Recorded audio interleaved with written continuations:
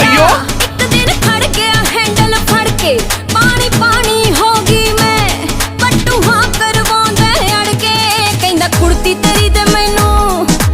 लटकन पट गए दूजा लट दा कोबरा गिरदा नी मेरे पिंड दे गेड़े मारदा मुंडा बिना वजह तो फिरदा नी मैं भी देखदी ओनू बड़िया बिना तो ओ भी देखदा चिरदा नी मेरे पिंड दे गेड़े मारदा